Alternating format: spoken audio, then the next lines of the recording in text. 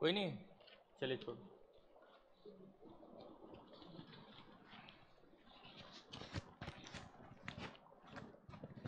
चलिए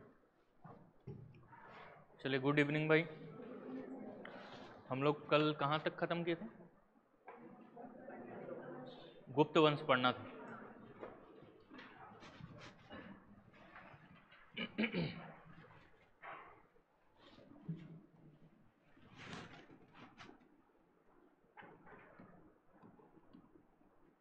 है ना, गुप्ता एज या गुप्ता पीरियड। ठीक है, तो इस समय थोड़ा सा इंडियन हिस्ट्री को समझते हैं, फिर उसके बाद हम लोग एविडेंसेस देख लेंगे छत्तीसगढ़ के।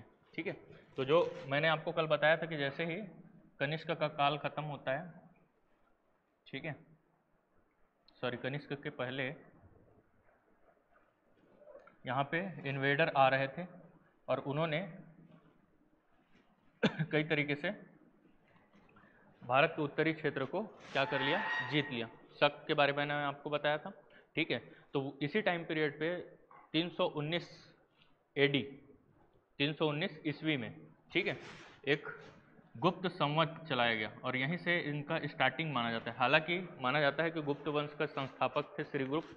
श्रीगुप्त का बेटा था घटोत्कच गुप्त, ठीक है, लेकिन उसका बेटा बना चंद्रगुप्त फर्स्ट। और चंद्रगुप्त फर्स्ट ने 319 एडी में, ईस्वी में अपना क्या किया था, राज्याभिषेक। ठीक है, और राज्याभिषेक किया था तो उस समय के राजा क्या करते थे, जिस दिन अपना राज्याभिषेक कर रहे हैं, जिस दिन राजा का मुकुट पहन रहे हैं समझ लीजिए, उस दिन वो कैलेंडर जारी करते थे और उसी दिन से डेट को गिनते थे। ठीक है, उसे ही आप हम लोग बोलते हैं संवत। आपने सुना होगा, कल मैंने आपको बताया था शक संवत के बारे में। ठीक है, शक संवत कब है? ठीक है, और गुप्त संवत चालू हुआ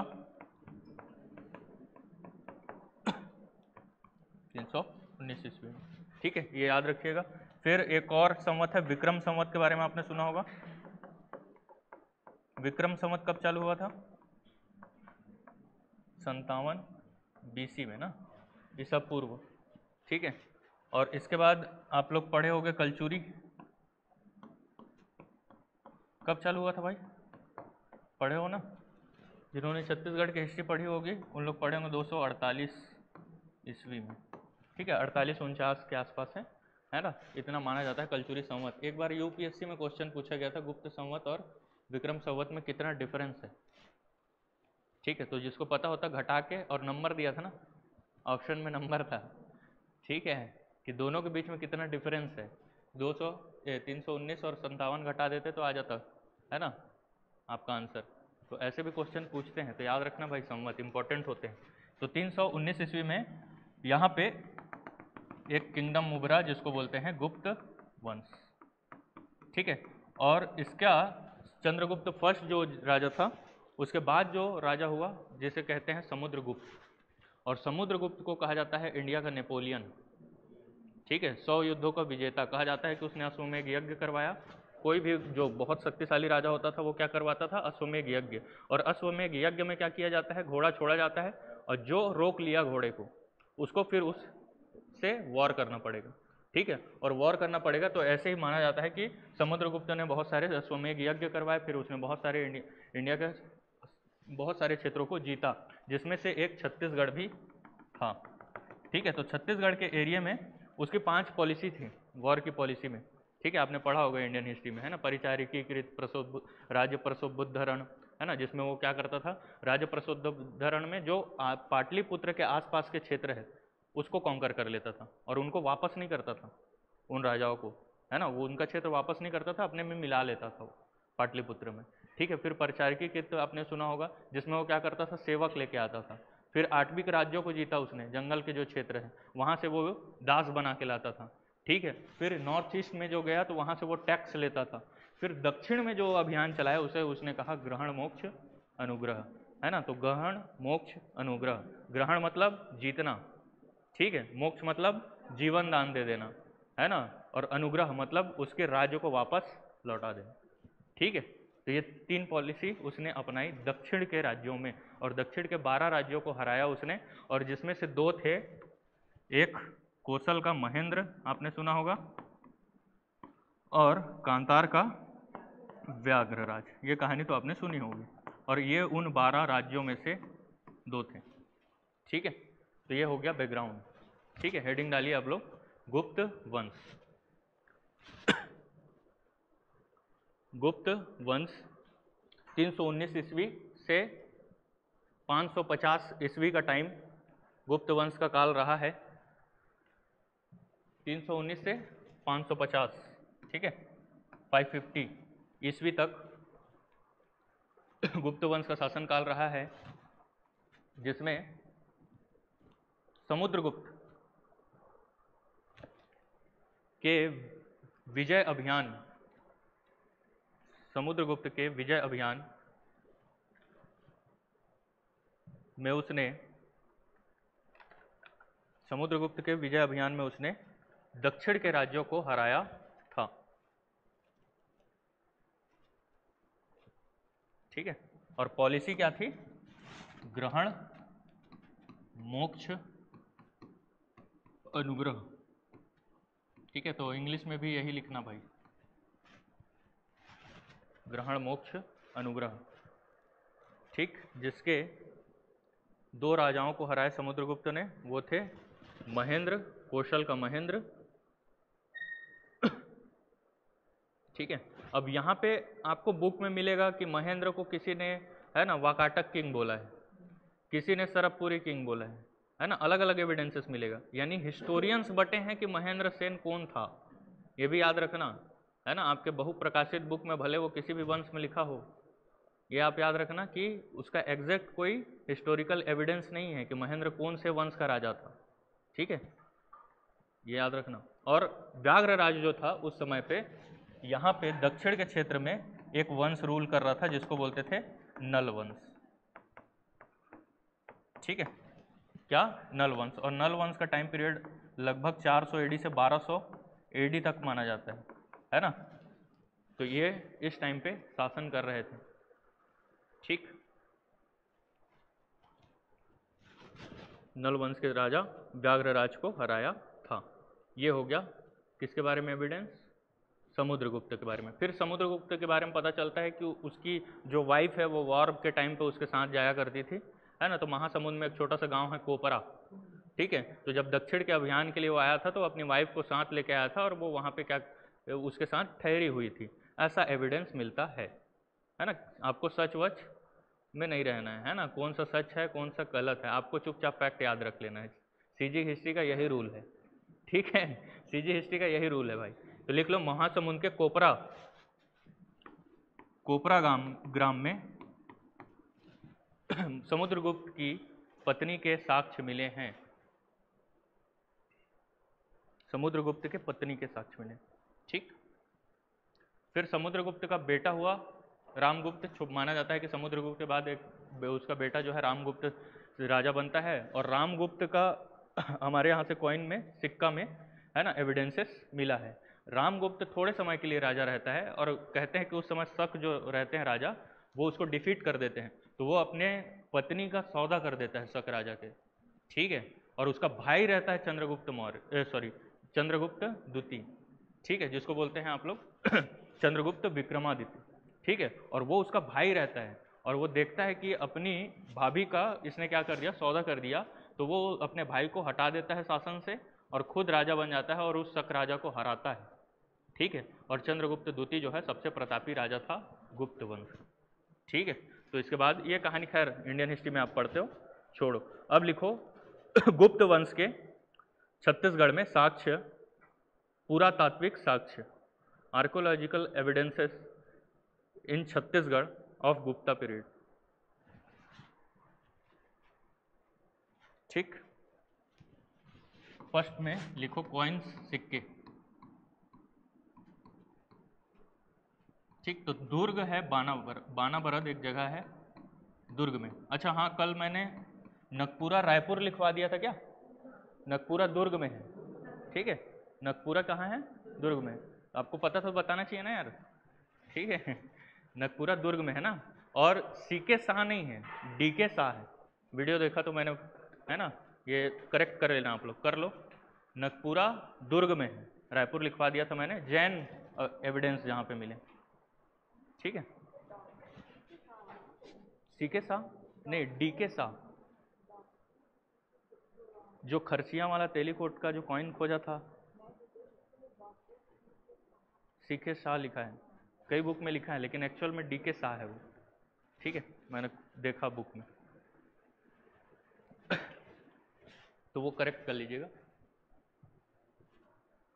ठीक, तो बानाबरद है दुर्ग में, और दुर्ग में यहाँ पे कॉइन मिला है समुद्रगुप्त का,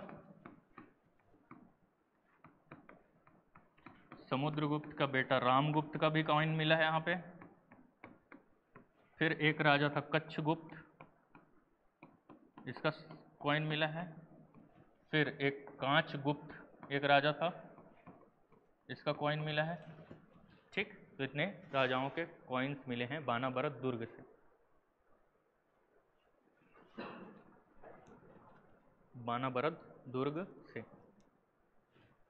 अब ये याद रखना भाई, है ना, कितने मिले हैं, कितना सिक्का मिला है, ये शायद आपसे पूछे ना पूछे, लेकिन ये जरूर पूछ सकता है कि कितने लोगों के सिक्के मिले। ठीक है, और इसमें अच्छा रामगुप्त लिखा ना, चंद्रगुप्त का भी कॉइन मिला। तो इतने सारे कॉइन्स मिले हैं, तो ये जगह इंपॉर्टेंट हो जाती है। बानाबरद दुर्ग से चंद्रगुप्त, समुद्रगुप्त, रामगुप्त, कच्छगुप्त और कांचगुप्त के सिक्के मिले हैं। ठीक है, बानाबरद इंपॉर्टेंट है। इसके बाद आप लिखो अगला जो कॉइन मिला है वो आरंग से मिला है। ठीक है, इसको तो आपने पढ़ा ही होगा और ये क्वेश्चन आया हुआ है। ठीक है, ये क्वेश्चन आया हुआ है। दूसरा कॉइन मिला है आरंग से रत्न जड़ित मयूर सिक्का।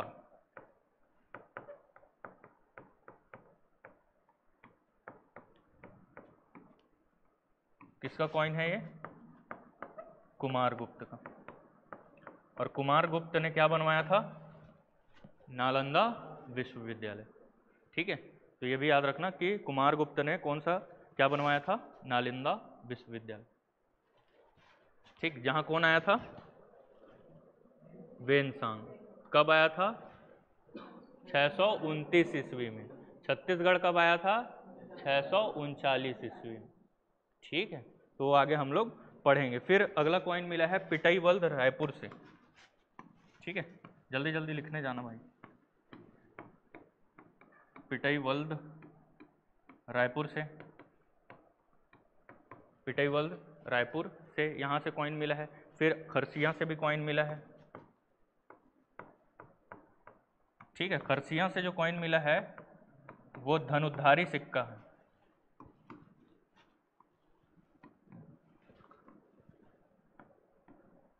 धनुधारी यानी आर्चरी वाला कॉइन,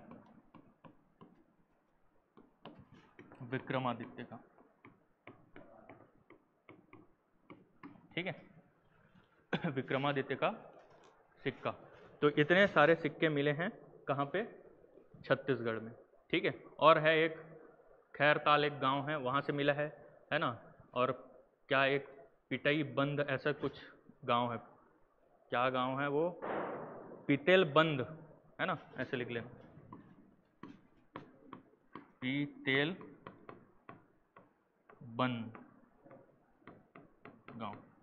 ठीक है, यहाँ से भी कॉइन मिला है। फिर खैरताल से भी कॉइन मिला है। तो इतने एविडेंसेस मिले हैं कहाँ से? छत्तीसगढ़ से। फिर आपने पढ़ा होगा कि गुप्ता टाइम पे चालू क्या हो गया? मैंने बोला मंदिर बनना। ठीक है, और मंदिर बनना चालू हुआ तो छत्तीसगढ़ में भी मंदिर बनने चालू हुए। और दो ऐसे मंदिर हैं जो इस गुप्ता टाइम पे बने छत्तीसगढ़ में। एक तो देवरानी जेठानी मंदिर, ठीक है, और एक पुजारी पाली केवटिन मंदिर। ठीक है, बरमकेला। तो दोनों को लिख लो। दूसरा एविडेंस है मंदिर, टेम्पल। दूसरा एविडेंस टेम्पल्स। ठीक, एक है देवरानी जेठानी मंदिर,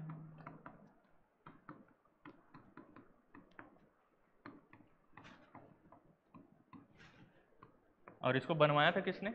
जेठानी मंदिर को जयराज ने, हम लोग पढ़ेंगे आगे। और देवरानी मंदिर को प्रसन्न मात्र। ठीक है, आगे पढ़ेंगे हम लोग, टेंशन मत। और पुजारी पाली केवटिन मंदिर।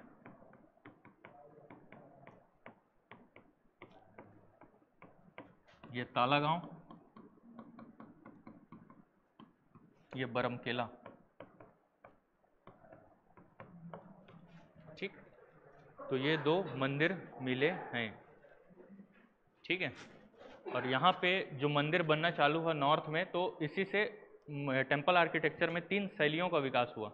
ठीक है, कौन कौन से? नागर, द्रविड़, वेशर। ठीक है, तो नागर शैली का स्पेशल क्या है? क्यों अलग अलग है तीनों? ठीक है चलो आप लोग बता देता हूँ थोड़ा सा। नागर शैली के जो मंदिर होते हैं, ये वेदी हो गया आपका, ये हो गया आपका गर्भगृह। ठीक, इसे कहते हैं शिखर। फिर आपने पढ़ा होगा इसे बोलते हैं आमलक। फिर यहाँ पे होता है कलश, और कभी कभी यहाँ पे ध्वज भी होता है, तो यहाँ पे होता है ध्वज। ये टेम्पल आर्किटेक्चर है। फिर इससे ये वाला जो खंभे से टिका होता है, इसको बोलते हैं मंडप। रानी राजाओं की शादियाँ होती थी, आज आप लोग आरती गाते हो वहाँ पे। ठीक है, इसी से जुड़ा होता है अर्धमंडप। ठीक है, और अर्धमंडप, और यहाँ पे जो क्या होता है अंदर में उनका वाहन, क्या होता है? वाहन। अगर गणेश जी की मूर्ति है तो यहाँ पे मूषक होते हैं ना यार, जिसको ऐसे करके देखते हो आप जाके। ठीक है, रहते हैं ना तो वाहन। ठीक, तो ये होते हैं टेम्पल आर्किटेक्चर, और बाहर में द्वार।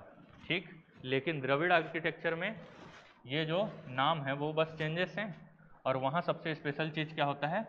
गोपुरम, जो कि बहुत बड़ा होता है, यानी कि वहाँ का जो दरवाज़ा होता है वो बड़ा होता है। और ये दोनों फीचर्स का मेल, यानी कि मिक्सचर, नागर शैली और वेसर शैली के मिक्सचर को क्या बोलते हैं? वेसर शैली। और ये मिलता है मध्य भारत में। ठीक है, द्रविड़ आर्किटेक्चर मिलता है दक्षिण भारत में, नागर शैली मिलता है उत्तर भारत में, और दोनों का मिक्स मिलता है वेसर शैली मध्य भारत में। ठीक है, चलो ये हो गया एविडेंसेस। अब एक एक करके जो राजा के और जो एविडेंसेस मिले हैं उसको लिख लेते हैं। आप लोग लिख लेना। कुमार गुप्त का सिक्का तो लिख लिए है ना, आरंग में मिला है। फिर खरसिया धनुधारी सिक्का विक्रमादित्य को मिला है। पिटाईबंद गांव में कॉइन मिला है, खैरताल में कॉइन मिला है, और 2 टेम्पल मिले हैं। और यहाँ पे गुप्त वंश जो चालू हुआ है, इसीलिए अब जो यहाँ छत्तीसगढ़ के रीजनल डायनेस्टी के जो किंग होंगे वो गुप्त संवत का प्रयोग करेंगे। और इसी समय पे अभी जब मैंने आपको बताया था कि यहाँ पे जो किंग है वो कौन शासन कर रहे थे? आंध्र सातवाहन। और आंध्र सातवाहन को रिप्लेस करके एक उन्हीं के सामंत लोग पावर को एक्वायर कर लेते हैं, और वो कहलाते हैं वाकाटक, और वाकाटक वंश की स्थापना हो जाती। ठीक है, तो अगला हेडिंग डाल लो, वाकाटक वंश। वाकाटक वंश। अच्छा हाँ, एक और एविडेंस मिलता है कि गुप्त शासक था एक भानुगुप्त। भानुगुप्त का एक अभिलेख है एरण 510। ठीक है, 510। और इससे क्या साक्ष्य मिलता है? सरबराज के बारे में, सरबपुरी किंग सरबराज के बारे में। और स्पेशल की क्या चीज़ पता चलता है? सती प्रथा, सती सिस्टम के बारे में। यानी कि उसके जो मतलब कि दोस्त था गोपराज, उसकी पत्नी ने सती होके, है ना, सती हुआ था जब वो युद्ध में मर गया था। तो और ये फर्स्ट रिटन एविडेंस है सती का ना, रिटन एविडेंस है प्रमाणिक, इसीलिए एरन अभिलेख इंपॉर्टेंट है। और इसमें हमारे रीजनल डायनेस्टी सरबराज का वर्णन मिलता है, वो हम लोग आगे देखेंगे। अगला आप लोग हेडिंग डाल लो, वाकाटक वंश।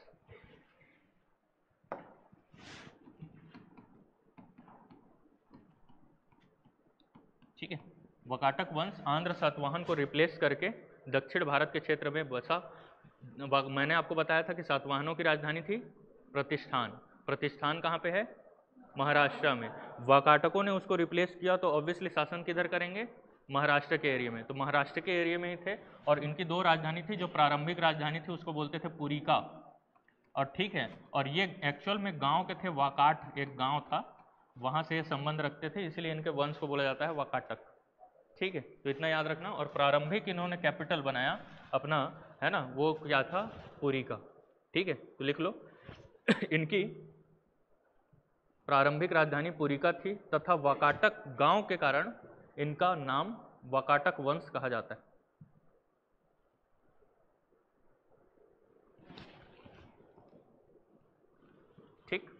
वकाटक वंश कहा जाता है। माना जाता है कि 255 ईस्वी, ठीक है, यानी कि 255 AD में विंध्य शक्ति नाम के एक व्यक्ति ने वकाटक वंश की स्थापना की थी और इसका बेटा था प्रवर राज फर्स्ट, ठीक है। प्रवर सेन भी बोलते हैं, प्रवर राज भी बोलते हैं। और ये क्वेश्चन आया है CGPSC में, क्वेश्चन आया था कि वकाटक वंश का संस्थापक प्रवर राज फर्स्ट है, प्रवर राज फर्स्ट का बेटा विंध्य शक्ति था। दो स्टेटमेंट दिया था, दोनों को उल्टा कर दिया था, ठीक है। तो देखा होगा आपने 2021 की 22 की क्वेश्चन है ये, ठीक है। तो याद रखना कि विंध्य शक्ति इसका संस्थापक था और उसका बेटा था कौन? प्रवर राज फर्स्ट, ठीक है, प्रवर राज फर्स्ट। और प्रवर राज फर्स्ट जो रहता है वो क्या करता है, छत्तीसगढ़ में वकाटक वंश का संस्थापक होता है, यानी कि फाउंडर ऑफ वकाटक वंश इन छत्तीसगढ़। लिख लो, प्रवर राज छत्तीसगढ़ में वकाटक वंश का संस्थापक, फाउंडर ऑफ वकाटक वंश।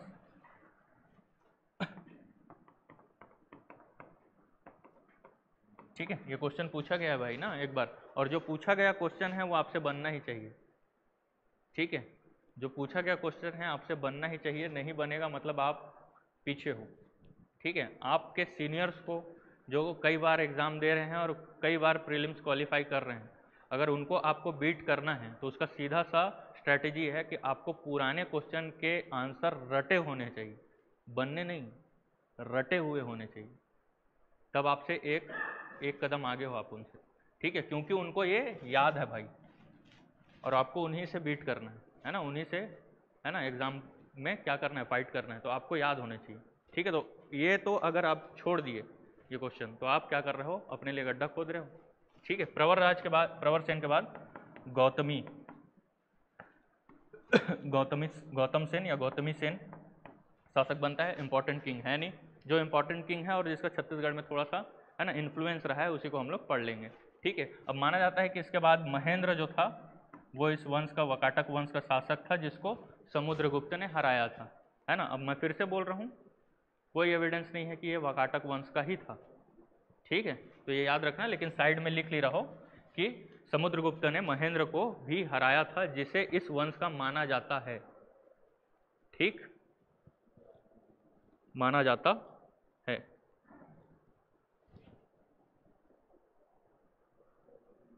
ठीक, जिसे अभिलेखों में क्या कहा गया है, रुद्रसेन फर्स्ट, ठीक है। माना जाता है कि इसको अभिलेखों में महेंद्र सेन को क्या कहा गया है, रुद्रसेन फर्स्ट या रुद्रसेन प्रथम,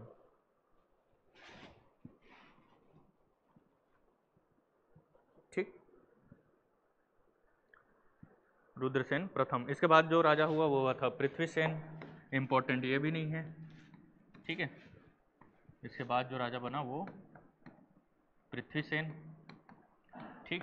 पृथ्वीसेन के बारे में बस इतना याद रखना कि इसने एरिया एक्सपांशन किया था, है ना। अब ऑब्वियसली गुप्तों से इनकी लड़ाई हो रही है, फिर इन लोग क्या करेंगे, अपना जो है मतलब मध्यस्थता करते हैं, ठीक है। इसके टाइम पीरियड पे, पृथ्वीसेन फर्स्ट के टाइम पीरियड पे वहाँ का राजा रहता है कौन, चंद्रगुप्त विक्रमादित्य, ठीक है, वही जो चंद्रगुप्त द्वितीय। और चंद्रगुप्त द्वितीय जो है अपनी बेटी का शादी इसके बेटे से करा देता है, ठीक है। मतलब वैवाहिक संबंध बन गया, मतलब झगड़ा अब नहीं होगा। लेकिन ये भी है कि अब के अभिलेखों में जितने भी वकाटकों के अभिलेख आएंगे, यानी कि इंस्क्रिप्शन और उनके कॉपर प्लेट्स, उन सब में जो है गुप्त संवत का प्रयोग होता है, यानी सीधा सा मतलब है ये उनके अधीनता मानते थे। और इन इंस्क्रिप्शंस में, यानी कि उन अभिलेखों में, ये खुद को महाराज कहते हैं, जबकि गुप्त लोग के राजा के नाम के आगे महाराजा धीराज, ठीक है। मतलब सीधा सा मतलब है, भले बेटी दे दिए भाई, है ना, पावर नहीं देंगे, है ना, पावर डेलीगेट नहीं करेंगे। तो इसके बाद लिख लेना, पृथ्वीसेन फर्स्ट का बेटा जो था वो शासक बनता है रुद्रसेन फर्स्ट। क्या बोले, नरेंद्र सेन, हाँ, नरेंद्र सेन इसके बाद आएगा भाई रुद्रसेन सेकेंड, ठीक है। नरेंद्र सेन तो राजा बनता है, ठीक है, लेकिन जो इंपॉर्टेंट है उसी के बारे में पढ़ो, ठीक है, जो इंपॉर्टेंट है उसी के बारे में पढ़ो। नरेंद्र सेन बनता है इसके बाद, और उसके बाद रुद्रसेन सेकंड। इसके बाद इसमें लिख लेना कि इसने चंद्रगुप्त द्वितीय की पुत्री प्रभावती से चंद्रगुप्त द्वितीय की पुत्री, चंद्रगुप्त द्वितीय की डॉटर प्रभावती से शादी किया था।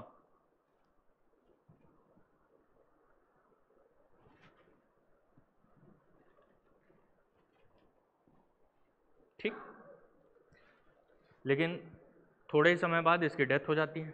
ठीक है, और डेथ हो जाती है तो ऑब्वियसली जो रानी रहती है प्रभावती, वो रूल करती है।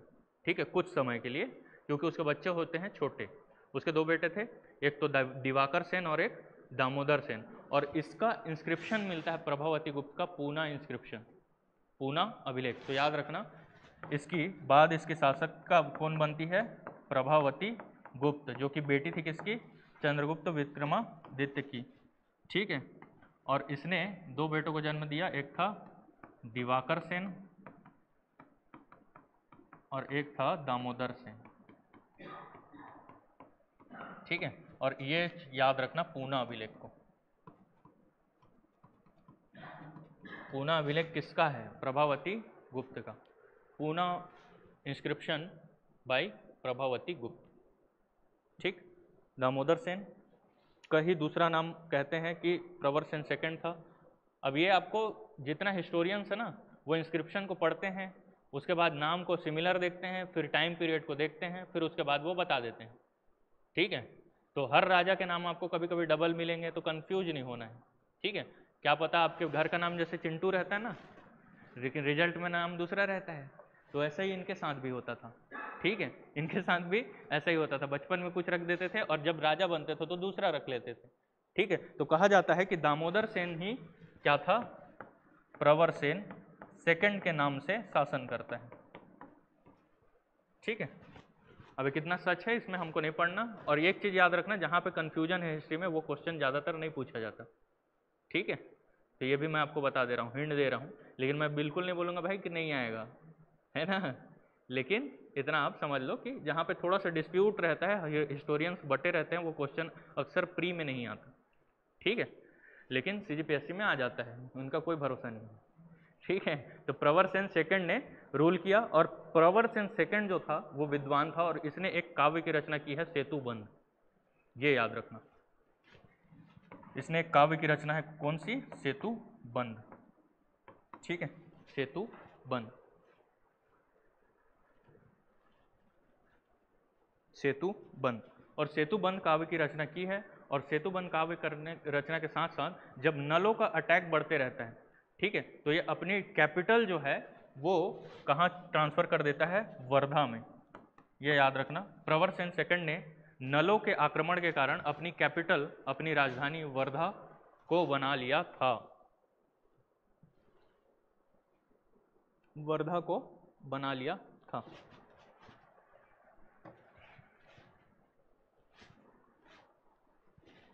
ठीक, ये हो गया। फिर आपने सुना होगा कि चंद्रगुप्त द्वितीय, यानी कि इसके जो नाना समझ लो, है ना, नाना ही हुए ना, कि क्या हुए? पिता, पिता का भाई, जो भी है। ठीक है। तो इसके चंद्रगुप्त द्वितीय के जो दरबार में क्या रहते थे? नवरत्न। और उन नवरत्नों में से एक थे कौन? कालिदास। और कालिदास आते हैं छत्तीसगढ़ के एरिया में, और उन्होंने रामगढ़ के पर्वत में मेघदूतम की रचना की। ठीक है, और उस समय शासनकाल किसका था? तो प्रवर सेन सेकंड का। ये याद रखना, लिख लो। खुद एक विद्वान था जिसने सेतुबंध के काव्य की रचना की है, और इसके टाइम पे पोएट आया था कालिदास, सरगुजा के रामगढ़ में, लिख लो, सरगुजा के रामगढ़ में मेघदूतम, मेघदूतम की रचना की। और क्या क्या रचनाएं हैं कालिदास के? अभिज्ञान शाकुंतलम, विक्रमो वर्षियम, है ना, और मालविका अग्निमित्रम, रघुवंशम, और कुमार संभवम। ठीक है, कालिदास की रचनाएं याद करना भाई, आ जाते हैं ना प्री में। ठीक है, रट लिए रहना एटलीस्ट जो में इंपॉर्टेंट है। इसके बाद हमारे प्रवर सेन सेकंड का शासन चलते रहता है, और इसके बाद शासक बनता है नरेंद्र सेन। अब इसके बाद जो शासक होंगे थोड़े वीक होते जाते हैं, और इसीलिए अटैक बढ़ते जाता है, और नल शासक जो हैं इनको हराने लगते हैं। इसके बाद शासक जो मेजर शासक रहता है वो था नरेंद्र सेन फर्स्ट। ठीक है, नरेंद्र सेन फर्स्ट। नरेंद्र सेन फर्स्ट, और नरेंद्र सेन को भवदत्त वर्मन द्वारा हराया गया था। नरेंद्र सेन को नल वंश के राजा भवदत्त वर्मन ने हराया था। ठीक, नल वंश के राजा किसने? भवदत्त वर्मन। ठीक है, और जब हम लोग पढ़ेंगे नल वंश तो इसके बारे में बताऊंगा। इनका जो अभिलेख था सिद्धिपुर, और सिद्धिपुर इंस्क्रिप्शन था, इसी से हमको पता चलता है कि ये वॉर हुआ था। और इसका जो कैपिटल था नरेंद्र सेन का, नंदीवर्धन, और नंदीवर्धन इस कैपिटल को ये तहस नहस कर दिया था। ठीक है, भवदत्त वर्मन अटैक करता है किस पे? नरेंद्र सेन पे, और इसकी राजधानी नंदीवर्धन को तबाह कर देता है। ठीक है, और ये हमको पता चलता है किससे? रिद्धिपुर इंस्क्रिप्शन से, रिद्धिपुर अभिलेख से। ठीक हो गया। फिर इसके बाद शासक बनता है पृथ्वीसेन सेकंड, जो इंपॉर्टेंट किंग था पृथ्वीसेन सेकंड। अब ये अपने बदला लेगा भाई, है ना, सबका बदला लेगा। ठीक है, इसके बाद पृथ्वीसेन सेकंड जो है भवदत्त वर्मन के बेटे पे अटैक करता है। ठीक है, और भवदत्त वर्मन के बेटा रहता है अर्थपति, अर्थपति भट्टारक, और अर्थपति भट्टारक को खूब मारता है। ठीक है, और कहा जाता है कि इसकी हत्या हो गई रणभूमि में। ठीक है, तो पहला नलवंशी ऐसा शासक था जिसकी हत्या रणभूमि में हुई थी ना। ठीक है, ये भी याद रखना। और अर्थपति भट्टारक की हत्या हो जाती है, कुछ हिस्टोरियन कहते हैं, और ये हमको पता चलता है किससे? केसरी बेड़ा, केसरी बेड़ा इंस्क्रिप्शन से, अभिलेख से। ठीक है, केसरी बेड़ा अभिलेख से। फिर उसके बाद आप लोग पढ़े होंगे कि नल वंश में उसका भाई रहता है अर्थपति भट्टारक का, स्कंद वर्मन। ठीक है, और स्कंद वर्मन जो होता है वो क्या करता है? फिर से बसाता है किसको? उसकी राजधानी पुष्करी को। इसने इसके पिताजी की राजधानी को तबाह किया था, और नल वंश की राजधानी रहती है पुष्करी, है ना, और पुष्करी को ये क्या कर देता है? तहस नहस कर देता है। फिर उसके बाद अर्थपति भट्टारक का भाई रहता है, वो फिर से उसको बसाता है पुष्करी को, और उसका अभिलेख मिलता है पोड़ागढ़, और पोड़ागढ़ अभिलेख में उसे कहा गया है विजयी था, विजयी है, विजयी रहेगा। ठीक है, ये याद रखना। ये हो गया पृथ्वीसेन सेकंड। फिर इसके बाद माना जाता है कि ये वॉर चल रहे हैं, और इससे फ्रैक्शन हो जाता है किसका? वकाटक वंश का, और वकाटक वंश दो भागों में बढ़ जाते हैं। ठीक है, एक बरार साइड में नंदीवर्धन शाखा बन जाता है, और एक इधर नागपुर के साइड में। ठीक है, तो दोनों फ्रैक्शन बढ़ जाते हैं। आपके लिए इंपॉर्टेंट है नहीं, बस 2-3 राजाओं के नाम हैं, बस इतना याद रखना कि इसके बाद लिख लो, इसके बाद वकाटक वंश दो भागों में बढ़ जाता है। इसके बाद वकाटक वंश दो भागों में बढ़ जाता है, एक नंदीवर्धन शाखा, ठीक है, और एक को कहते हैं वत्सगुल्म शाखा, वत्सगुल्म शाखा। और वत्सगुल्म शाखा का उल्लेख मिलता है गोदावरी नदी के दक्षिण में, है ना, यानी कि गोदावरी नदी के साउथ बैंक में इस शाखा का उदय हुआ। और इनका जो एविडेंस हमको मिलता है वो किससे मिलता है? हरिसेन नाम के राजा के इंस्क्रिप्शन से, हरिसेन नाम के राजा के अभिलेख, जो कि कहाँ पे है? अजंता में, अजंता एलोरा की गुफाएं। ठीक, किसने बनवाना चालू किया था? अजंता एलोरा गुफाएं कहाँ हैं? महाराष्ट्र में ना। ठीक है, और किस पहाड़ी पर है? किस पहाड़ी पर, किस श्रेणी पर है? सीरीज कौन सी पहाड़ी की श्रेणी क्या है?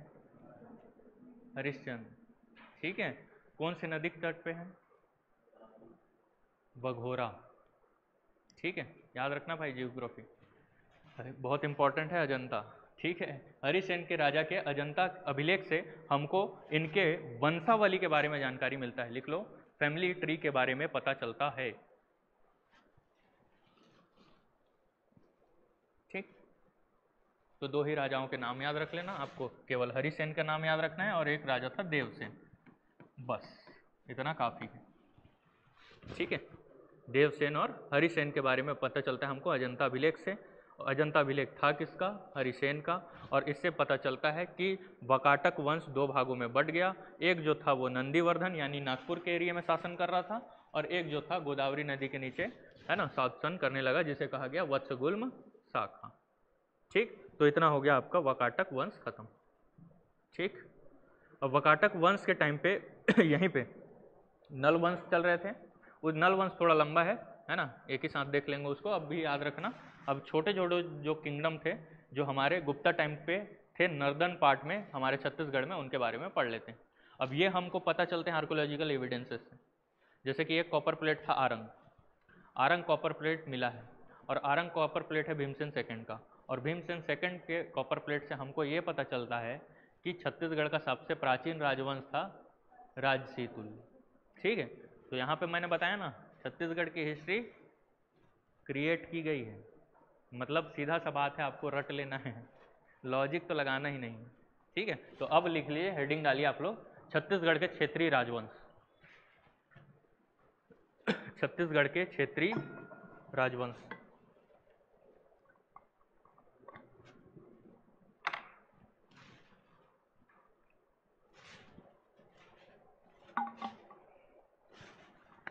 पहला है राजसी तुल्य कुलवंश, राजश्री।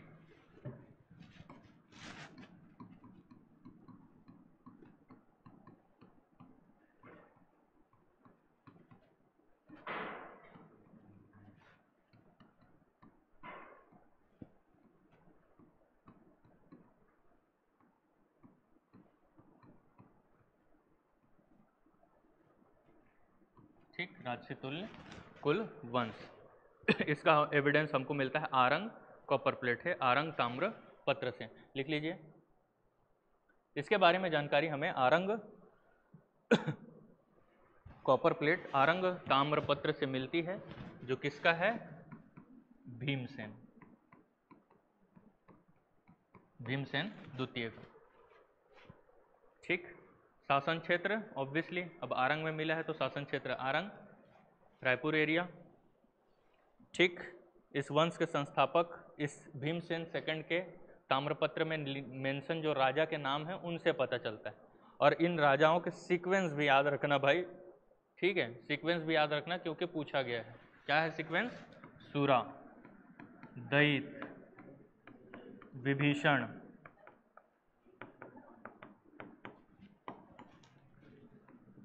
ठीक, भीमसेन, दैत द्वितीय और भीमसेन द्वितीय। ठीक, तो ये 6 राजाओं के बारे में हमको जानकारी मिलता है, सूरा, दैत, विभीषण, भीमसेन, दैत द्वितीय और भीमसेन द्वितीय। और इसी भीमसेन द्वितीय का ही ये कॉपर प्लेट है। ठीक है, आरंग कॉपर प्लेट भीमसेन द्वितीय का है, और इस कॉपर प्लेट में हमको पता चलता है कि इस वंश का संस्थापक कौन था? सूरा, इसीलिए इसे सूरा राजवंश भी कहा जाता है। ठीक है, अब यहाँ पे सूरा भी मिलेगा, ऐसे सूरा भी मिलेगा तो कंफ्यूज नहीं होना ना भाई बुक में। ठीक है, सूरा इस वंश का संस्थापक था। इसके बाद और क्या पता चलता है इस ताम्रपत्र से? तो इनकी जो राजमुद्रा थी, क्या थी? सिंह की। ठीक है, और राज उपाधि क्या होती थी? राजयोगी की। ठीक है, ठीक, ये हमको पता चलता है। फिर यानी कि जो रॉयल सील था, है ना, इंग्लिश में रॉयल सील क्या था? लॉयन का था, सिंह का। और उपाधि यानी कि टाइटल क्या रखते थे इन लोग? राजयोगी का। और इसके बाद हमको ये पता चलता है कि इसमें इन्होंने किस संवत का प्रयोग किया है? गुप्त संवत का। अब बुक में आपको मिलेगा गुप्त संवत, है ना, 162 या 262, है ना, ये संवत का प्रयोग किया गया है। हालांकि हिस्टोरियंस बटे हुए हैं कि ये 162 लिखा है कि 262, तो आपसे डेट पूछने ही नहीं वाला। बस आप इतना याद रखना कि जो कॉपर प्लेट है उसमें गुप्त संवत का प्रयोग किया गया है, ठीक है। और गुप्त संवत का प्रयोग किया गया है मतलब सीधा सा मतलब है कि ये किसको टैक्स देते रहे होंगे, गुप्त राजाओं को, ठीक है। तो ये याद रख लेना, ये गुप्तों की अधीनता मानते थे, ऐसा माना जाता है, ठीक। ये गुप्त राजाओं की अधीनता मानते थे।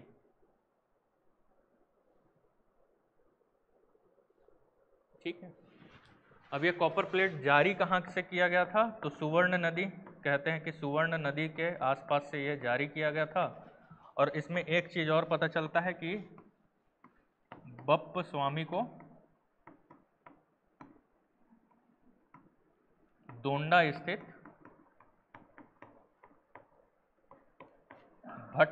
भट्टपालिका ग्राम दान देने का उल्लेख मिलता है, ठीक है।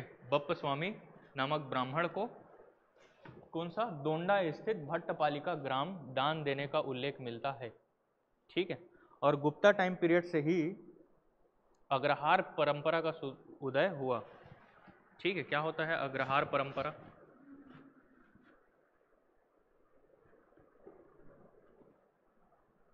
पढ़े हो आप इंडियन हिस्ट्री में।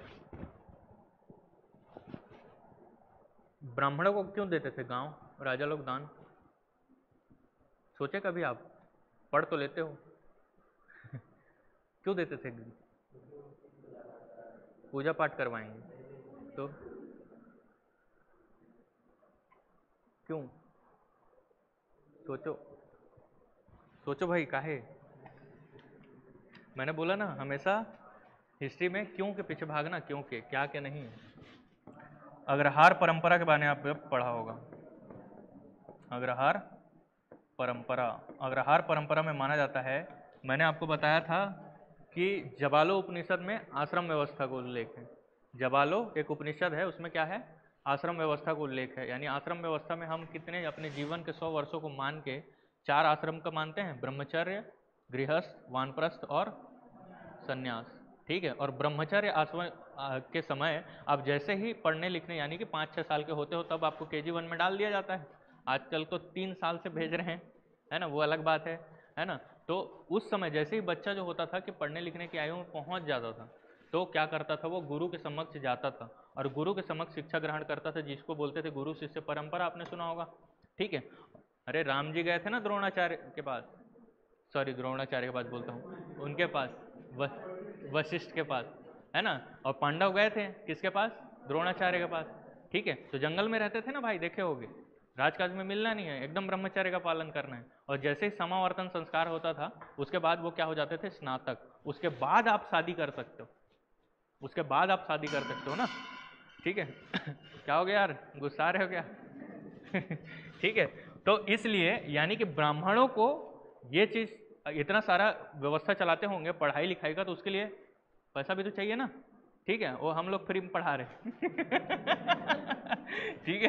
तो उसके लिए क्या करते थे, ब्राह्मणों को मंदिर के लिए गांव दान में दिया जाता था। यानी कि सीधा सा मतलब है उस एरिया को राजा जो है वहां से टैक्स कलेक्शन नहीं करेगा, और वहां से टैक्स कलेक्शन नहीं करेगा तो सीधा सा मतलब है वहां से जो रेवेन्यू कलेक्शन होगा उसको यूज कौन करेगा, ब्राह्मण, और वो अपने मंदिर में और एजुकेशन में इन सब चीज़ों में उसको खर्च करता था, ठीक है। और इसी को कहा गया अग्रहार परंपरा, समझ गए, इसीलिए दान में देते थे, समझ गए, क्योंकि टीचिंग अच्छे से हो पाए वहाँ पे और आसपास में मंदिर के क्षेत्रों में। और मंदिर को जो दान देते थे उसको आपने सुना होगा देवदान, है ना, ये तो सुने होंगे। और मंदिर को जो दान में देते थे उसको क्या बोलते थे, देवदान, ठीक। तो ऐसे ही यहाँ पे भी क्या दिए जाने लगे, ग्राम दान ब्राह्मणों को दिए जाने लगे। अब इतना फैक्ट आपको याद रखना है।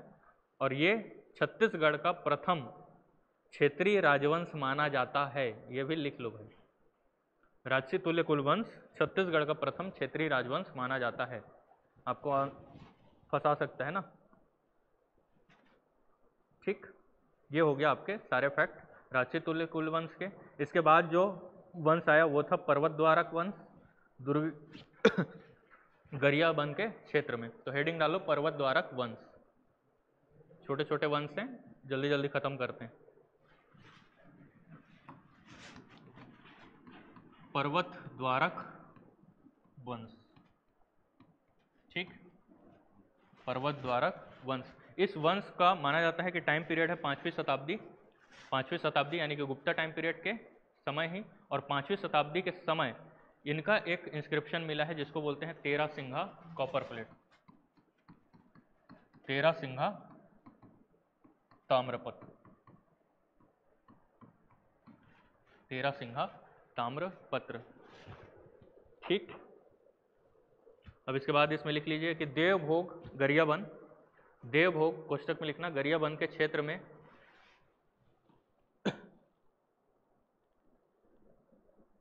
ये क्षेत्र में यह वंश शासन करता था।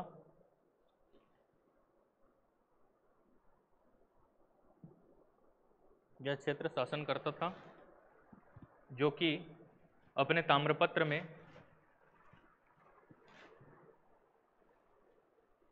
अपने ताम्रपत्रों में स्तंभेश्वरी देवी के उपासना करते थे, स्तंभेश्वरी देवी की उपासना करते थे।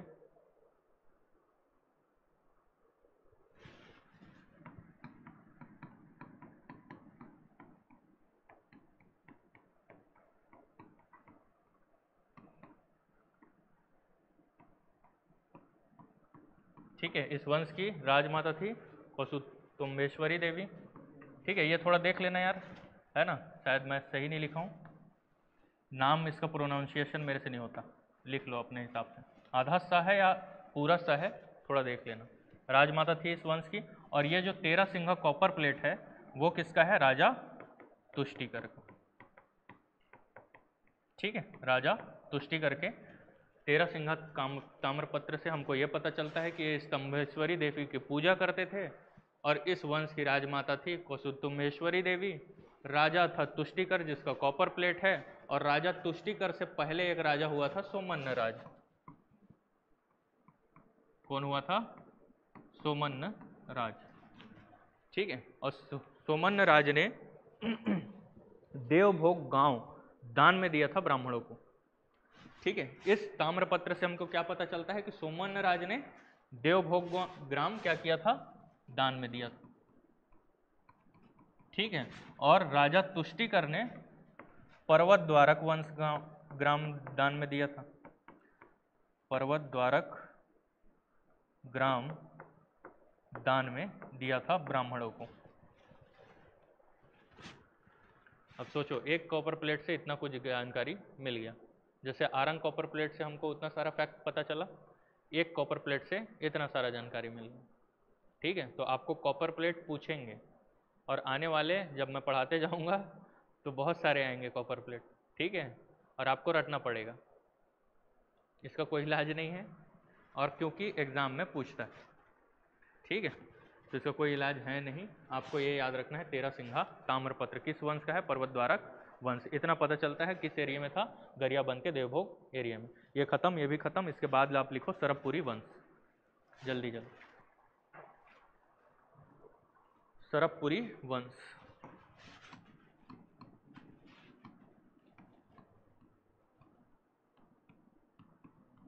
ठीक, गुप्त संवत, गुप्त एरण अभिलेख, भानुगुप्त के एरण अभिलेख से हमको पता चलता है कि इसका संस्थापक कौन था? सरबराज। ठीक है, अब सरबराज ने सरबपुर शहर बसाया। ठीक है, और इसको अपनी कैपिटल बनाई। लेकिन इस सरबराज का कौन से एरिया को सरबराज ने सरबपुर कहा है, इसके बारे में एविडेंस नहीं मिलता। कुछ लोग बोलते हैं मल्हार है, कुछ लोग बोलते हैं सिरपुर है, कुछ हिस्टोरियन बोलते हैं कि संबलपुर है। ठीक है, तो इसमें आपको डिबेट में नहीं रहना है, बस इतना याद रखना कि सरबपुर इस वंश की पहली राजधानी थी। ठीक है, गर्मी लग गया यार।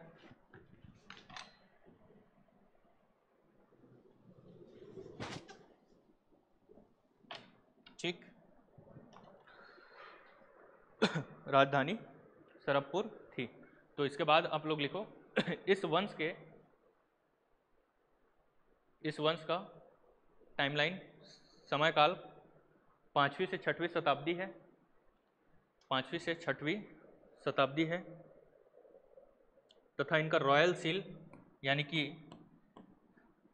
राज चिन्ह गजलक्ष्मी था, हाथी में बैठे हुई लक्ष्मी, ठीक है, कि हाथी अगल बगल में रहते हैं गजलक्ष्मी में, हाथी में लक्ष्मी जी सवार रहती हैं कि हाथी अगल बगल रहते हैं और बीच में वो बैठी रहती, हाथी अगल बगल रहते है ना। दिवाली के दिन पूजा नहीं किया हो यार, ठीक है, इसीलिए ठीक है, गजलक्ष्मी रॉयल सील थी। इसके बाद लिखिए इसके शासक, प्रमुख शासक, हेडिंग डाल लो आप लोग, प्रमुख शासक। पहला शासक था सर्वराज संस्थापक, फिर उसके बाद शासक बना नरेंद्र सेन। सिमिलर सिमिलर नाम आएंगे लेकिन कंफ्यूज नहीं होना, ठीक है। इसके बाद जो शासक बना वो था नरेंद्र सेन और इम्पोर्टेंट किंग था, ठीक है, इंपॉर्टेंट किंग था। इसके 3 कॉपर प्लेट मिले हैं, इसके 3 ताम्रपत्र मिले हैं, ठीक है।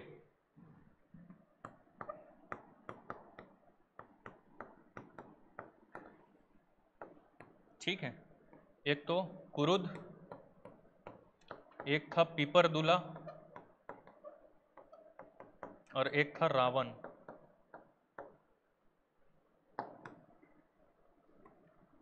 कुरुद ताम्रपत्र कॉपर प्लेट, पीपरदुला कॉपर प्लेट और रावण कॉपर प्लेट, ठीक है। कुरुद कॉपर प्लेट, कुरुद कहाँ है? दमतरी में। कौन है वहां से विधायक? अजय चंद्राकर, है ना। और कुरुद और किस लिए फेमस है बताओ, इलेक्शन के मैटर पे बताओ। नहीं नहीं यार मतलब कुरुद इलेक्शन के रूप में कैसे क्यों फेमस है? अजय चंद्राकर के लिए फेमस है, और इलेक्शन में क्यों, क्या इंपॉर्टेंस है? हाँ, नहीं नहीं, और कोई ट्राई करना चाहेगा? कुरुद में सबसे ज़्यादा वोटिंग परसेंटेज है, पता है? इलेक्शन में सबसे ज़्यादा वोटिंग परसेंटेज होता है कुरुद में हर साल। पिछले 2 सालों से जो विधानसभा का चुनाव होता है उसमें सबसे ज़्यादा वोटिंग परसेंटेज कुरुद से होता है। इसीलिए तो अजय चंद्राकर जी गुस्सा गए ना भाई, मंत्री पद नहीं दे रहे हैं, अब नहीं मांगा गया तो नहीं मिलेगा है ना, ऐसा बोलेंगे, ठीक है। तो नरेंद्र सेन। अगला लिखो, इसके ताम्रपत्रों में इसे इसे खड़गधारा ज्वित भुवे, ये याद रखना भाई।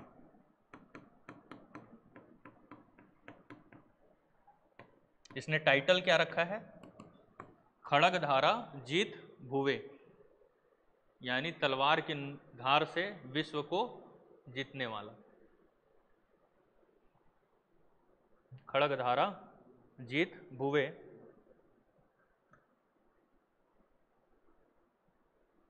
ठीक। और कुरुद कॉपर प्लेट में विजय स्कंद कुरुद, विजय स्कंद कुरुद, ये 2 टाइटल इसके मिलते हैं।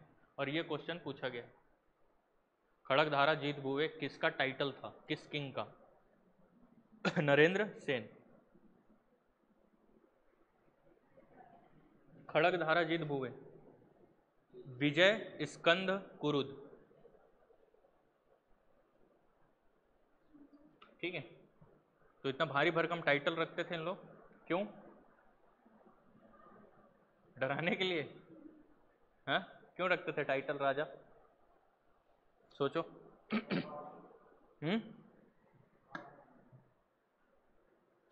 क्यों रखते थे भाई?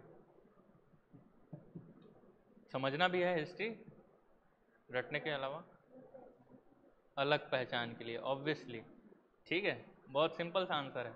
आप भी चाहोगे जिस दिन, है ना, तो आप चाहोगे ना कुछ बनने के बाद कि लोग मुझे याद रखें, ऐसा कुछ काम करूं, ठीक है। तो सेम यही चीज़ था कि आने वाले टाइम पे जब ये क्या करेंगे, पढ़ेंगे, तो इनको याद रखा जाए, ठीक है। इसके बाद जो शासक बना वो शासक था, इसके बारे में ये एविडेंस मिलता है कि इसने इन ताम्रपत्रों में ग्राम दान दिया था, ठीक है। किसको क्या दिया था ये आपको एग्जाम में नहीं पूछेगा, बस याद रखना कि ताम्रपत्रों से हमें पता चलता है कि ग्राम दान दिया ब्राह्मणों को,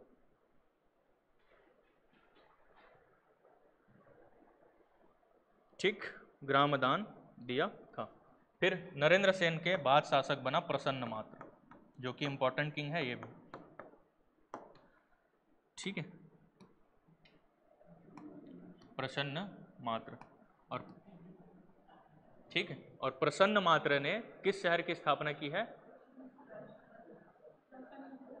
प्रसन्नपुर। और प्रसन्नपुर किसे कहा जाता था? मल्हार।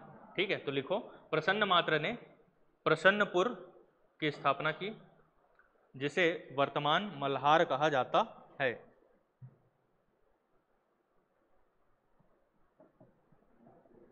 वर्तमान मल्हार कहा जाता है। ठीक, फिर इसके सिक्कों पे गरुड़ शंख चक्र बना होता था। इसके सिक्कों पर क्या बना होता था? कॉइन्स मिले जिसमें गरुड़, शंख और चक्र। इस बार मेंस का क्वेश्चन था 4 नंबर का, गरुड़ चक्र के बारे में बताइए। ठीक है, अब आज भी बच्चे खोज रहे हैं क्या है गरुड़ चक्र। ठीक है, तो ये था। अब पता नहीं आरटीआई कॉपी आएगा तो पता चलेगा कौन सा वाला गरुड़ चक्र पूछ रहे थे। कुछ लोग ये लिख के आए, कुछ लोग और कुछ लिख के आए, है ना। बहुत लोग और भी कुछ लिख के आए, है ना। तो ये पता नहीं, पीएससी कुछ भी पूछ सकता है भाई। तो याद रखना सिक्कों में इसके गरुड़, शंख और चक्र है। ठीक है, ये क्वेश्चन भी आ सकता है। और इसके सब सर्वाधिक सिक्के मिले हैं मल्हार से। इसके सर्वाधिक सिक्के मिले हैं मल्हार से। ठीक, तथा कटक से, उड़ीसा कटक उड़ीसा से। ठीक, फिर इसके बाद शासक बना जयराज। अब कुछ को अभिलेखों में इसको जयराज बोला गया है, कुछ में दुर्गराज बोला गया है। ठीक है, आदमी एक ही है, याद रखना। ठीक है, जयराज, दुर्गराज। ठीक है, इसके बाद शासक बना और कहा जाता है कि इसी ने अपने नाम से दुर्ग शहर को बसाया। ठीक है, तो लिख लीजिए, इसी ने अपने नाम से दुर्ग शहर को बसाया, ऐसा माना जाता है। ठीक, तथा इसका इंस्क्रिप्शन है कौआ ताल इंस्क्रिप्शन। इसका अभिलेख कौन सा है? कौआ ताल, कौआ ताल अभिलेख।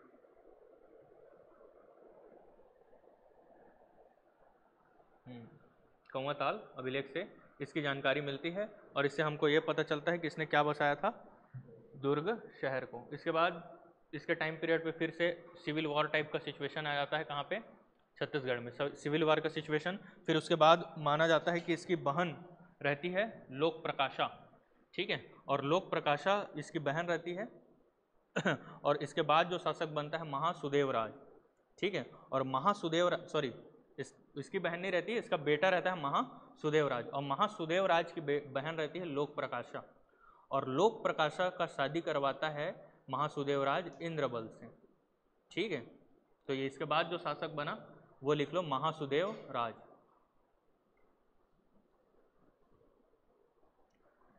थक गया यार, आज इतना क्लास लिया हूं ना कि मैं खड़े नहीं हो पा रहा हूँ। ठीक है तो महासुदेव राज लिख लो। इसके कहानी बस बता रहा हूँ, लिख लोगे ना। ठीक है, महासुदेव राज, इसकी बहन थी लोक प्रकाशा, बहन लोक प्रकाशा। इसका शादी किया इसने इंद्रबल से।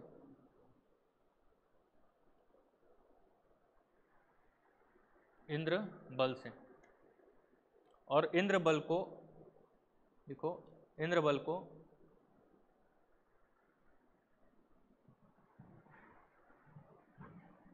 सर्वाधिकारी कर्ता अपॉइंट करता है। एक पोस्ट का नाम था। ठीक है, उसके एडमिनिस्ट्रेशन में एक पोस्ट का नाम था सर्वाधिकारी कर्ता। ये अपॉइंट कर देता है किसको? अपने जीजा इंद्रबल को। ठीक है, इंद्रबल को। ठीक, हाँ, इसके बाद क्या होता है कि इंद्रबल जो रहता है काफ़ी, अब जैसे ही इसके जो साला है समझ लो महासुदेवराज, है ना। और अक्सर आप लोग देखोगे, है ना, कि एनिमल मूवी में भी फूफा लोग धोखा दे देते हैं, है ना। तो जैसे ही इसका बेटा जो है वो राजा बनता है, ठीक है, वो षड्यंत्र करना चालू कर देता है। और षड्यंत्र करना चालू कर देता है और लास्ट में भी जब उसके बेटे का बेटा बनता है तो उसकी हत्या कर देता है और खुद राजा बन जाता है। और उसके बाद एक वंश की स्थापना करता है जिसे कहते हैं पांडु वंश। ठीक है, तो आगे लिख लो, महासुदेव राज के बाद शासक बनता है महासुदेव राज के बाद शासक बनता है प्रवर राज फर्स्ट, प्रवर राज फर्स्ट, जिसके बाद दूसरा शासक बनता है प्रवर राज द्वितीय,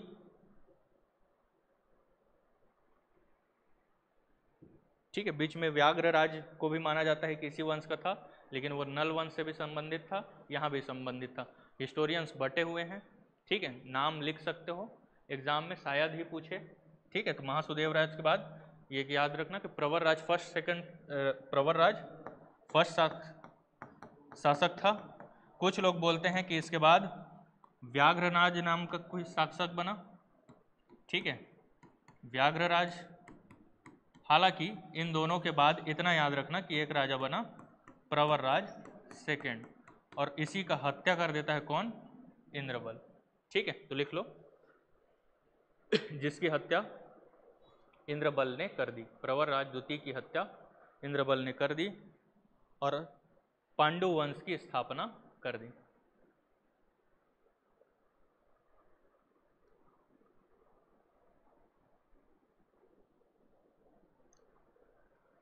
ठीक है, अरे यार हिस्ट्री ना जल्दी खत्म ही नहीं होता ठीक है, प्रवर राज सेकंड। तो ये हो गया, कहानी खत्म है ना। इसके बाद हम लोग देखेंगे पांडु वंश में। पांडु वंश थोड़ा सा बड़ा है, उससे पहले आप लोग सुने होंगे शैल वंश के बारे में, ठीक है, उसके बारे में थोड़ा लिख लो। फिर सरपपुरी के एडमिनिस्ट्रेशन को देख लेते हैं, फिर नल वंश को देख लेते हैं, फिर इतना तक आएगा टेस्ट में, ठीक है, मैं बोल दूंगा नल वंश तक का आ जाएगा टेस्ट में। बाकी पांडु और उसको कितना, इसके बाद वाला जो टेस्ट है उसमें कितना दिन टाइम है? 2 दिन टाइम है क्या? और उसमें क्या है? कलचुरी मराठा, अरे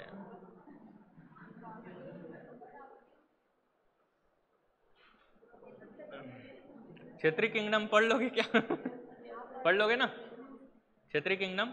मैं पढ़ा दूंगा भाई, टेंशन मत लो, ठीक है। अगर आप लोग को लास्ट में ना जैसे खत्म हो जाएगा टाइम, तो आप लोग आना बताना, मैं पढ़ा दूंगा, ठीक है।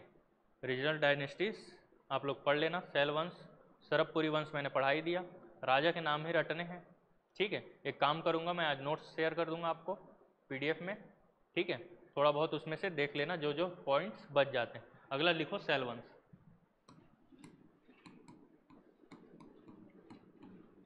पढ़ाने के लिए तो मैं सब पढ़ा दूं, लेकिन हिस्ट्री जल्दी होता नहीं है, क्या करें। और ये टारगेट बैच है, टारगेट बैच में ऐसे ही पढ़ाना पड़ता है। शैल वंश, शैल वंश का उल्लेख मिलता है हमको दुर्ग क्षेत्र से, एक बार एग्जाम में पूछा गया है, इसलिए लिख लो। शैल वंश का उल्लेख मिलता है दुर्ग क्षेत्र में, छोटे समय के लिए शासन था। इसकी जानकारी हमको राघोली कॉपर प्लेट से मिलती, इसकी जानकारी हमको किससे मिलती है? राघोली ताम्रपत्र, बस ये इतना याद रखना, राघोली ताम्रपत्र, ठीक। इसमें शासक के नाम मिलते हैं श्रीवर्धन, विष्णुवर्धन, सॉरी श्रीवर्धन, फिर Prithvivardhan, Jayavardhan, Shrivardhan second, Shrivardhan Prithvivardhan, Shrivardhan Prithvivardhan, Jayavardhan, Shrivardhan second, Jayavardhan second, ठीक है, जयवर्धन, श्रीवर्धन सेकंड, जयवर्धन सेकंड। फिर से बोल रहा हूं, श्रीवर्धन, पृथ्वीवर्धन, जयवर्धन, ठीक है, श्रीवर्धन सेकंड और जयवर्धन सेकंड। अब इनका सीक्वेंस एक बार पूछा गया है एग्जाम में, तो पढ़ लेना, बाकी इसके बारे में और हमको जानकारी नहीं मिलता। बस इतना जानकारी मिलता है कि इन लोगों ने एक सन टेम्पल का निर्माण कराया था इस क्षेत्र में, ठीक है। और हमारे जो भारत है उसमें मेजर आप लोग को 8 सन टेम्पल देखने को मिलेंगे, ठीक है। जो मार्तंड मंदिर कश्मीर का है, आपने सुना होगा, कोणार्क मंदिर है, ठीक है, अरसावल्ली है नीचे, हाँ, ठीक है, दक्षिणार्क है। तो ये सब सन टेम्पल के बारे में भी प्री के टाइम में एक बार देख के चले जाना ना भाई, कभी उसके प्लेसेस पूछ सकते हैं। और ये छत्तीसगढ़ का सन टेम्पल नहीं पूछेगा ना आपसे, ये भी याद रखना। ये सन टेम्पल उन 8 में से नहीं है, और जो फेमस हैं वो 8 हैं। कितने भारत में? 8, जिसमें से कोणार्क और मार्तंड और अरसावल्ली है, और भी हैं 5। तो आप उसको एक बार देख लेना, प्री में एक नोट्स में साइड में लिख लेना यहीं पे कहीं, ठीक। तो ये हो गया आपका शैल वंश। अगला लिखो नल वंश, इसको पढ़ाते हैं फिर ख़त्म करते हैं, ठीक। ठीक है। 4वीं से 12वीं शताब्दी तक नल वंश 4वीं से 12वीं एडी के बीच में शताब्दी के बीच में बस्तर के क्षेत्र में नल वंश का शासन था, जिनकी कैपिटल थी पुष्करी।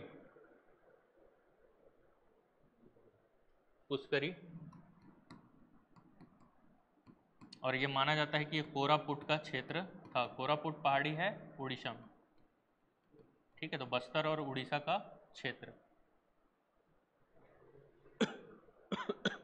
कौन सी नदी निकलती है कोरापुट से? शबरी, ठीक है, शबरी ना, कोरापुट पहाड़ी से निकलती ठीक। इसके बाद लिखिए इनकी जानकारी के स्रोत, है ना, sources of evidences, archaeological evidences of Nal वंश। तो सबसे बेस्ट एविडेंस इसका मिला है अडेंगा से। अडेंगा कॉइन्स, सिक्के लिखो, वराहराज के कॉइन्स, अडेंगा से कॉइन मिले। अडेंगा कहाँ है? कोंडागांव, ठीक है। लिख लो इसमें वराहराज के सिक्के, भवदत्त वर्मन के सिक्के और अर्थपट्टी भट्टारक के सिक्के, तीनों के सिक्के मिले। 3 राजा, वराहराज कितना 29 है ना, वराहराज के 29 सिक्के, भवदत्त वर्मन का 1 सिक्का और अर्थपट्टी भट्टारक का 1 सिक्का। 2 है, ठीक है, 2 लिखिए, ठीक है। और गोल्ड कॉइन है, मतलब क्या है? गोल्ड कॉइन मिले हैं मतलब साम्राज्य शक्तिशाली था, पैसा ज़्यादा था, इनकम था, ठीक है। और अगर गोल्ड कॉइन चला रहा है राजा, तो मतलब सीधा सा मतलब है कि इकोनॉमी उसकी अच्छी है। और इकोनॉमी तभी आपकी अच्छी हो सकती है जब आपका रेवेन्यू स्ट्रक्चर अच्छा हो। और अगर रेवेन्यू स्ट्रक्चर तभी आपका अच्छा हो सकता है जब आपका सिक्योरिटी अच्छा हो, है ना, एडमिनिस्ट्रेशन में सेना का जो पावर है वो अच्छा हो। और सेना का पावर ही अच्छा होगा तब जब ज़्यादा टाइम तक रूल कर पाओ। सीधा सा बात है, नहीं तो कोई अटैक करके आपको ख़त्म कर देगा। और 4वीं से 12वीं शताब्दी तक इतने लंबे समय तक शासन किए हैं, मतलब सीधा सा है कि पावरफुल थे, ठीक है। भले क्षेत्रीय लेवल के थे लेकिन पावरफुल थे। इस वंश के संस्थापक माने जाते हैं सिसुक, सॉरी, नल से याद रख लेना, सिसुक है ना। नल वंश के संस्थापक हैं सिसुक। सिसुक के बाद व्याघ्रराज, लिखते जाओ यार, अब थक गया। सिसुक के बाद संस्थापक राजा बना व्याघ्रराज। व्याघ्रराज में साइड में लिख लो समुद्रगुप्त ने हराया था, समुद्रगुप्त ने इसे हराया था।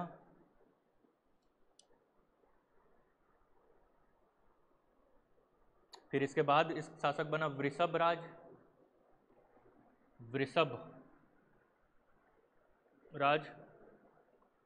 और वृषभ राज के बाद शासक बना वराहराज। और इसी का कॉइन मिला है अडेंगा से, इसी का सिक्का मिला है अडेंगा से, 29 सिक्के, हो गया। फिर वराहराज का बेटा था भवदत्त वर्मन, और भवदत्त वर्मन का इंस्क्रिप्शन है रिद्धिपुर, जो मैं आपको बताया था ना। इसके बाद जो वराहराज का बेटा था भवदत्त वर्मन, और भवदत्त वर्मन का अभिलेख है सिद्धिपुर।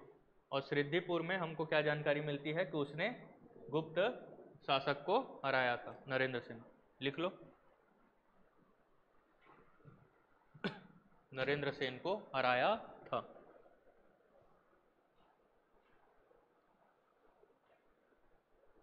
सॉरी, वकाटक शासक ना यार, गुप्त शासक नहीं, वकाटक शासक को हराया था, ठीक। और जैसे ही हराता है, अब उसका बेटा अटैक करता है पृथ्वीसेन, है ना। और पृथ्वीसेन जो है इसके बेटे पे अटैक करता है अर्थपति भट्टारक। लिख लो, इसका बेटा था भवदत्त वर्मन का बेटा अर्थपति भट्टारक। और अर्थपति भट्टारक पर अटैक करता है पृथ्वीसेन, और पृथ्वीसेन ने इनकी कैपिटल पुष्करी को तहस नहस कर दिया।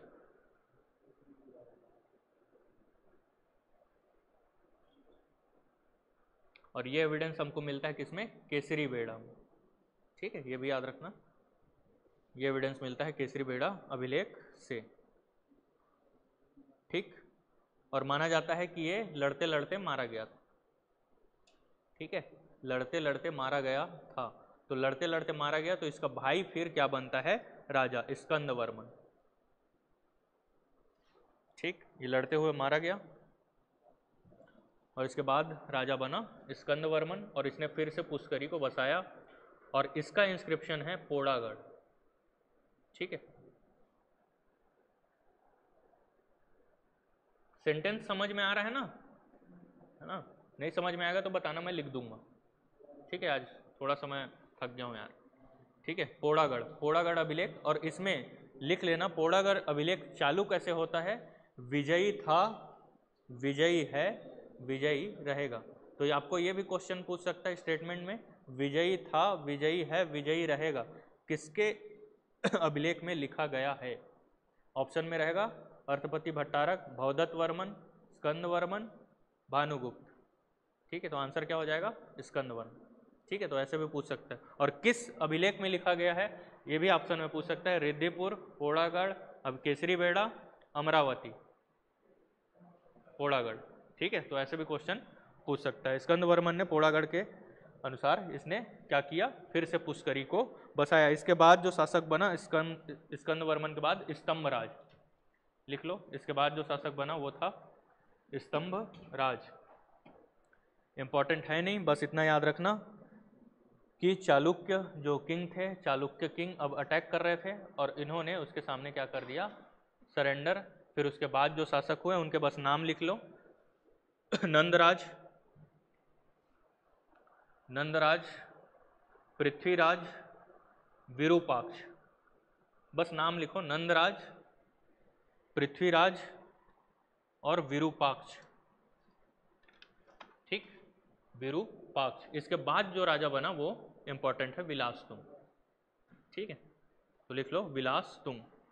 और इसका अभिलेख मिलता है कौन सा? राजिम अभिलेख, राजिम इंस्क्रिप्शन।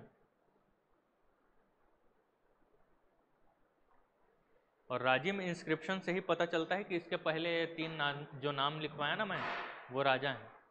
ठीक है, तो सीक्वेंस आपको पूछ सकता है एग्जाम में, हालांकि अगर परेशान करना रहा तो यही सब क्वेश्चन पूछते हैं। हालांकि ये ट्रेंड खत्म हो गया अब, पहले राजाओं के सीक्वेंस पूछते थे। ठीक है, पीएससी में अब नहीं पूछते, ज़्यादातर आपको स्टेटमेंट वाइज क्वेश्चन रहेंगे। ठीक है, और इंपॉर्टेंट किंग को ही ज़्यादा फोकस करना है। अब इसके बारे में लिखो, राजिम अभिलेख से हमको क्या मिलता है? राजिम अभिलेख से हमको पता चलता है कि विलासतुंग वैष्णविज्म फॉलो करता था।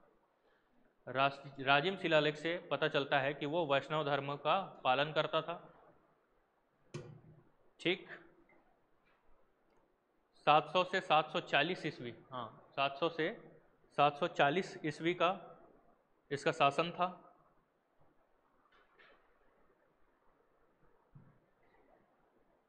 ठीक, इसके कॉइन्स तथा कॉइन्स बोलता हूँ, इसके मृदभांड पॉटरीज, इसके पॉटरीज मिले हैं अडेंगा और कुलिया से। मृदभांड ऐसे, ठीक है, इंग्लिश में बोलते हैं पॉटरीज। कहाँ से मिले हैं? कुलिया, कुलिया है बालोद में। ठीक, और अडेंगा, अडेंगा है कोंडागांव में। फिर मोस्ट फेमस इसने क्या बनाया? राजीव लोचन मंदिर, लिख लो, इसने बनवाया राजीव लोचन मंदिर। कब बनवाया? 700 से 725 ईस्वी के टाइम पीरियड। राजीव लोचन मंदिर कहाँ है भाई? राजिम में। राजिम कहाँ है? गरियाबंद। ऐसा तो कोई नहीं है ना नहीं पता? ठीक है, तो नहीं पता होगा तो लिख लेना गरियाबंद। ठीक, और ये क्या है मंदिर? नागर शैली का उदाहरण है। और नागर शैली के किस शैली का उदाहरण है? पंचायतन। क्या होता है भाई पंचायतन? बताया था ना आप लोग को? नहीं बताया था? ठीक है, किसी को पता है पंचायतन? नहीं पता? पढ़ भर लिए हैं वाले बोलो। पंचायतन नागर शैली का ही एक शैली है पंचायतन। और पंचायतन शैली में क्या होता है, जो मुख्य देवता होता है वो बीच में होता है, सेंटर में, और उसके चारों ओर गौण देवता होते हैं, यानी कि उसके छोटे छोटे देवता होते हैं। आप लोग देखना मंदिर जाओगे तो उसके आसपास में छोटे छोटे मंदिर होते हैं, और जो मेन जो मंदिर होता है वो सेंटर में होता है। ठीक है, इसी को ही बोला जाता है पंचायतन शैली। ठीक, फिर आपने पढ़ा होगा कि ये सप्तरथ शैली में, क्या है, सप्तरथ शैली में बना हुआ है। अब ये बताइए आप कि ये क्या होता है सप्तरथ?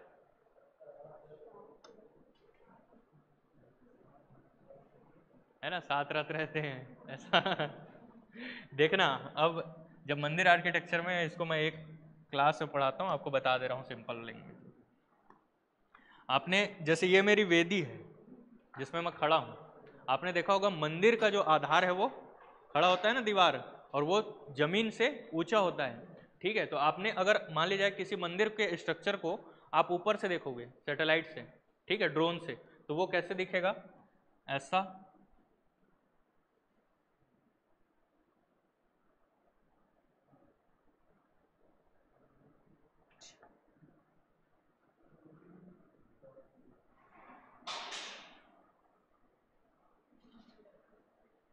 ठीक है, सॉरी, ऐसा ऐसा दिखता है, और इससे छोटा भी हो सकता है। ठीक है, आप लोग देखे होंगे, जब भी देखना मंदिर का कॉर्नर जो रहता है वो ऐसे कटा कटा रहता है। ठीक है, और इसी को बोला जाता है रथ। जितने ज़्यादा ये पॉइंट्स होंगे उतना ही होगा, जैसे 1 2 3, 1 2 3, ये कितना है, त्रिरथ। समझ गए? और ये मंदिर देखना आप लोग, ऐसे ऐसे कटा रहता है, उतने ही रथ होते हैं। और ये क्या है, सप्तरथ शैली में, यानी कि 7 बार ऐसे कटा होगा, जाके गिन के आना आप देखोगे। और जो भी मंदिर जाना है यही सब देखना है। ठीक है, ठीक, चलो, ये हो गया आपका सप्तरथ शैली में है, लिख लो, सप्तरथ शैली में है। ठीक, फिर उसके बाद इस राजीव लोचन मंदिर का लास्ट में जब कलचुरी किंग आता है, कौन, पृथ्वीदेव सेकंड, और पृथ्वीदेव सेकंड का सेनापति रहता है जगतपाल। उसने इसका क्या किया था, रिनोवेशन करवाया था, जीर्णोद्धार, है ना, तो लिख लेना, राजीव लोचन मंदिर का जीर्णोद्धार, इस टेम्पल का renovation, Kalachuri king Prithvideva second, Kalachuri राजा पृथ्वीदेव द्वितीय के सेनापति commander in chief Jagatpal, Jagatpal ने कराया था। ठीक, फिर उसके बाद यहीं पे बगल में उन्होंने राजीव लोचन मंदिर बनाया। और ये कौन सी मंदिर है भाई, अंदर में गर्भगृह में कौन है, भगवान विष्णु ना, याद रखना। ठीक है, भगवान विष्णु का मंदिर है। ठीक, और इसके बगल में एक राम मंदिर भी बनवाया, लिख लो, इसके पास में एक राम मंदिर भी बनवाया।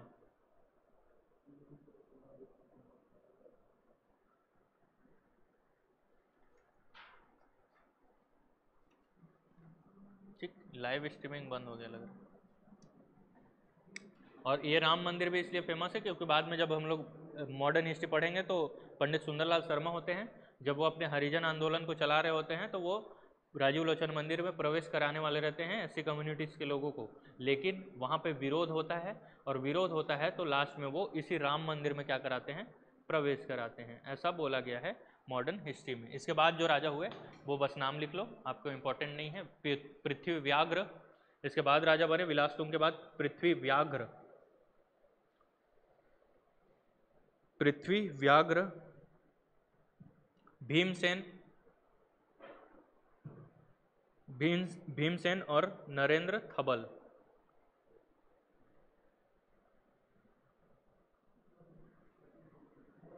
पृथ्वी व्याघ्र, भीमसेन देव और नरेंद्र थबल। नरेंद्र थबल में लिख लेना, यह अंतिम नलवंशी शासक था। ठीक, ये हो गया आपका नलवंश भी खत्म।